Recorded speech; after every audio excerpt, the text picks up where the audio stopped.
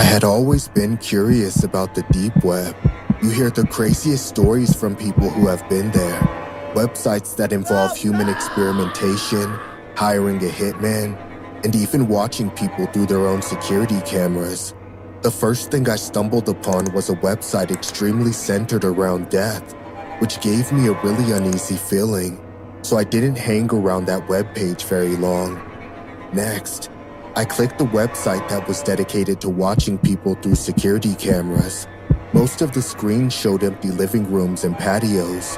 Some of them showed oddly filled rooms, like rooms that were packed with stuffed animals, and another that was eerily decorated with old Halloween props. Something inside me felt ill and just wrong, like what I was doing was sickening.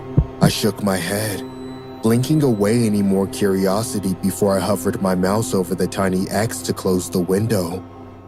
Right before I pressed the mouse, I saw a blue link under a black screen that said, "Proceed at your own risk." My curiosity always got the best of me, and no matter how twisted my stomach felt, I pressed my mouse down and watched the link turn purple. The page opened to a big room. The room was concrete. It was dark. There must have been a night vision camera or something because everything had a weird green tinge. I noticed something in the corner of the room. It looked like an arm, like someone's forearm. What the heck? The person now walked toward the middle of the room. It was a young woman. She looked like she couldn't be older than 21 or so. Long, dark, and dirty hair was in tangles. Her one leg was broken at the ankle. She dragged herself with the other leg. Her head was down, looking at the floor. Suddenly, the woman raised her head, and it looked like it weighed a ton on her tiny body. I hadn't noticed it before, only able to barely make out her side profile, but now it was clear as day. She looked around, eyes watering with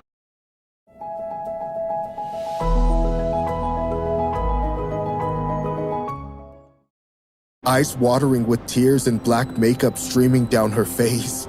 And her lips. Her lips were sewn shut with a white thread. My whole body felt weak. My stomach was sick. I tried to tell myself it was fake, that it was all a big hoax. My eyes scanned to the bottom left of the screen. 10,421 people were watching. The girl suddenly picked up a cardboard and lifted it to the camera. It read, If anybody's watching online, please help. I could hear the muffled crying. Having her lips closed, her voice died down in her throat. I couldn't watch it anymore, so I closed the tab and rushed to my girlfriend.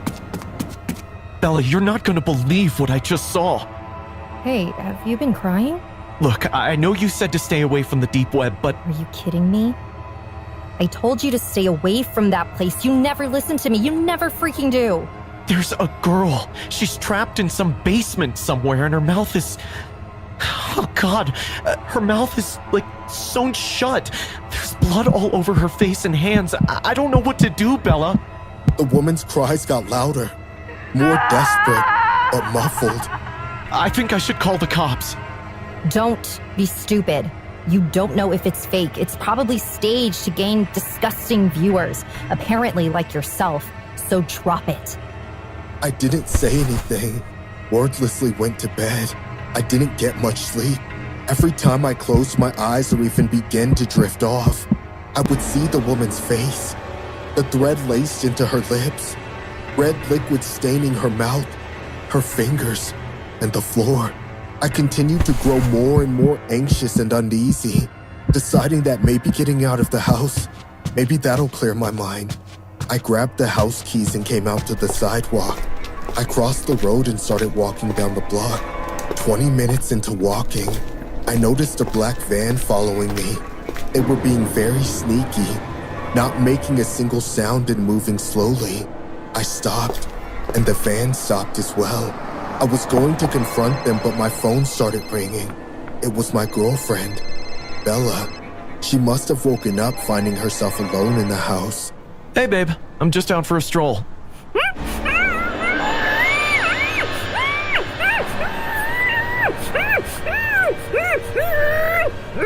Bella? Hello? But all I heard was a muffled scream. Bella was screaming with her mouth closed. That's when it hit me. A dread of fear rushed down my spine and I started running back toward the house. I stormed through the door, landing straight into the bedroom. And Bella, she wasn't there. No, Bella! Bella, where are you? I got a phone call again from Bella, but this time, a man spoke from the other side. Hope you stay away from the dark web, kid. It's not for you. The story you just saw is inspired from this footage speculated of being from the dark web. It starts with a girl sleeping on the floor of a dirty room. A camera has been recording her for the past 13 hours. She has barricaded herself inside and now faced with limited amounts of food. At one point, she notices the camera and huddles in the middle of the room. Eventually, she makes a sign saying she has run out of water, and she asks people who are watching online to help her. She says that she has been kept here for days, but she doesn't know anything about the location. Most of the viewers of this clip believe this to be a live recording of a red room in the deep web. Red rooms are ongoing videos of people being abducted and tortured in live streams. Sadists and psychopaths pay huge amounts of money to see these kinds of videos. But apart from their sick content, clicking on a link of Red Room comes with hacking risk. So, whatever you do, don't surf the dark web.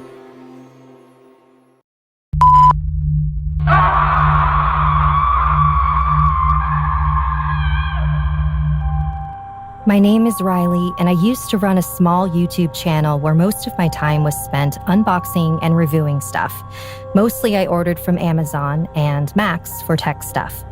I started doing this during lockdown. Maybe it was because I was stuck at home so much, or maybe it was just an escape from my parents. Once I started earning from YouTube, I took more interest in my channel. I've always wanted to be a narrator, or just be an actor, really.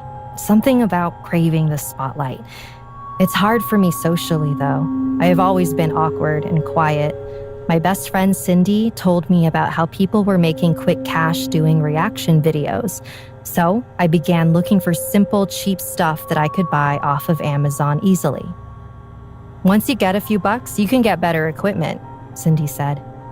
Growing subscribers was harder than I expected. I didn't really know what I wanted to do with my channel. Sometimes I would just talk, but that barely got any views. Then one day, I decided to do an unboxing of a simple little mystery box I ordered, and the views skyrocketed. Went from maybe 13 likes to 1,900 in a day. It was mind-blowing to me to think that anyone was really wasting their day watching me unbox a simple little box with a few showpieces inside. But they were. They loved it. And they wanted more of it. Comments like, "This is cool, you should do more unboxing videos." I would pay good money to see something crazy happen from these mystery boxes. I knew I had to think fast and jump on this trend before it became common, but I wanted to do something shocking. And that's when Cindy told me about shopping mystery boxes on dark web. I had heard different strange rumors about the dark web before, but had always been too scared to check it out. But still, I sat down one night and logged into the Tor browser. I found one box that was sealed with yellow tape, the ones we see cops use at crime scenes. The description of the box read, "Must unbox on a live stream." All right, I'm gonna buy this one. But the purchases needed some cryptocurrency. That's when I decided to ask Cindy to pay me some from her OnlyFans account. Fine, but only because it's your first time. It arrived the next morning on my porch, a large rectangular black box with only my address on it, no return receipt.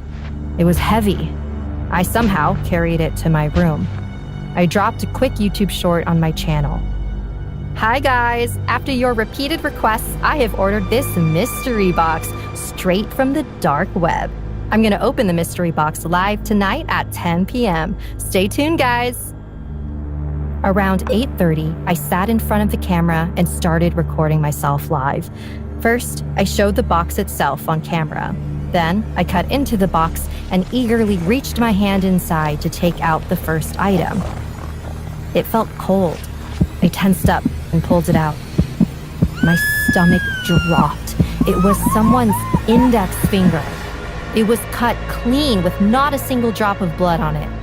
So pale that I could see the veins under the skin. Ah, holy! I screamed and flung it into the box. My live stream chat got set on fire. Wait, was that real? I want to see more. What else is inside the box? Next was a small pencil box, as you might get from school supplies. Inside was a bundle of hair and chopped nails with a note. It looked like there were coordinates on the side. Not exactly sure what this is supposed to be, but it looks like whoever I ordered from decided this was going to a horror show, I said with a nervous laugh as I opened the box wide. At the bottom of the box, there was a sliced off head, but to my relief, it was just a mannequin. However, it did resemble Cindy a little too closely. I immediately cut the live stream and dialed her number. Hi, this is Cindy, and you're now in my voicemail. Feel free to drop your query and I'll get back to you when I can. Bye. Cindy, where are you? Are you all right? Please call me as soon as you can, okay? Half an hour went by, and Cindy didn't call back. She always calls back. Not being able to take the tension, I rushed to her house. Upon entering, I found her front door lock broken. Someone had forcefully entered. Cindy? Cindy, where are you? I switched on the lights and found the house ransacked. The furniture was turned over. There were slash marks on the couch, making the cotton spring out from inside. It was a mess. I checked the entire house, but there was no sign of Cindy. I was coming down the stairs when I stepped on something. It made a squishy sound, with a bone breaking. I looked under my foot and saw an index finger of a woman. It had red nail paint and a rainbow ring that I gifted Cindy on her 18th birthday. The story you just saw is inspired from true events regarding the unboxing of mystery boxes by YouTubers on their channels. Around a decade ago, just as technology was taking off, a genre known as unboxing became wildly popular on the top video streaming platform, YouTube. For the past couple of months, hundreds of YouTubers have been uploading videos titled Unboxing My Dark Web Mystery Box, and viewers are tuning in by the millions to watch.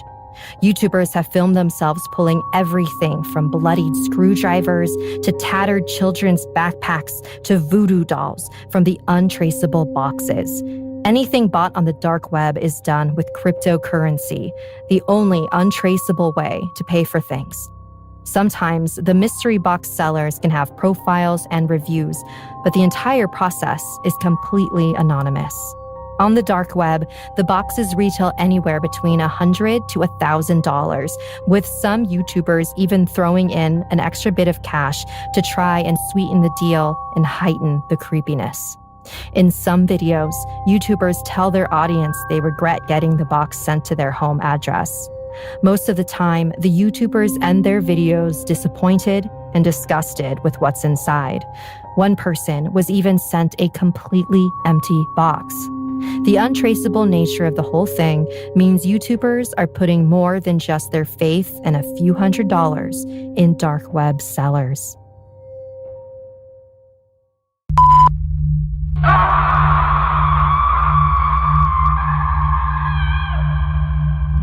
Did you know there's a Tinder for the dark web? Yeah, it's true. I was never that good looking when it comes to impressing girls. After being tired and depressed from being single for too long, I heard about the dark web. There, I stumbled upon a dark version of Tinder.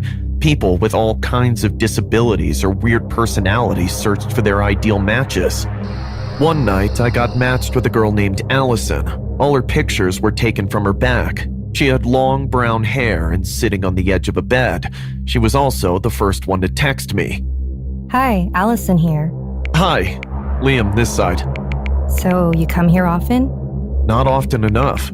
Do you have a girlfriend? No, been single for a long time now. After a few days of small talk, Allison asked me if I would like to meet her. She said that she feels a strong connection towards me and she wants to spend time with me. Let alone being single, that was the first time in my life any girl showed interest in me. I had to agree. Allison gave me her address and it was in such a run-down part of town. We agreed to meet Thursday for our Netflix and chill date. Around 5, I cleaned myself up, put on some of my nicer clothes, and left the house. I felt incredible. I had a spring in my step and protection in my pocket. If only I could have seen where this day would go, I might have had the sense to stay home. I rounded the corner to her apartment block and stared up in grim fascination. This place looked terrible. It was like a caricature of urban decay, a relic of a bygone time that the years had not treated well. I laughed to myself in the relief that she lived on the ground floor. I wasn't going to have to venture into the sketchy hallways of this building. I made my way over to her door, apartment 13. I braced myself, took a breath. Just be cool, and knocked on the door. No answer. I double-checked the number and knocked again. Nothing. I walked around to the side window and peered through the bars to see if I could see her inside, but I could barely make out anything. The room looked nearly empty. I tried the door once more, but still no answer. I heard footsteps inside and the faint sound of a door closing. This must be her. She's coming to let me in now. But still, nothing. Curiosity got the better of me and I tried the door. Allison? The door creaked open. The place was a catastrophe. A wrecked open space punctuated by a couple of pieces of smashed furniture and trash. Something was wrong here. I continued to venture through the awful place, calling Allison's name as I went. Allison? Hey, it's me, Liam. Allison? I checked the first couple of rooms in the hallway and found nothing, but my heart sank as I walked into what I assumed was the kitchen area. That's where I saw her. She was laid out on the floor like a rag doll. Her body wasn't moving at all. My instincts kicked in and I ran over to her in an attempt to help. I cradled her lifeless body in a panic as I tried to work out what the heck happened to her. Her neck was bruised like she'd been strangled, but she was still warm, color fading from her face with each passing moment. I had no idea what to do. I started frantically yelling for help, but there was no reply. I took a deep breath, collected myself, and pulled out my phone to call 911. The second my hand clutched onto my phone, I felt it vibrate in my hand. New Tinder message from Allison. I opened it without hesitation. I'm so happy you found me. I felt ill. What the frack is going on here? Before I had time to wrap my head around the situation, I heard a sound that chilled me to my bones. Her phone vibrated in her purse. I pulled it out, hoping that it might offer me some answers. There it was, on the screen. New Tinder message from Liam. I'm so happy I found you. I couldn't suppress the need to vomit any longer. My body gave in and I collapsed onto the floor. When I pulled myself together, I started to scroll through the Tinder conversation on her phone. It was nearly identical to the one on mine. Nearly. Minor details changed and roles were reversed in the conversation. On her phone, I asked her to meet me here. Before I even had time to try and figure out what had happened or calculate how monumentally messed up I was, the sirens rolled in. Pretty soon, I was handcuffed in the back of a cop car. Since then, I've been protesting my innocence so hard that I've not even had time to process what happened. I've not slept a wink, and with each passing hour, my pleas for understanding began to sound more and more like ramblings of a madman. I'm being recalled for further questioning tomorrow. I'm certain I'll go to jail for a murder I didn't commit. I wish I had never gone to the dark web.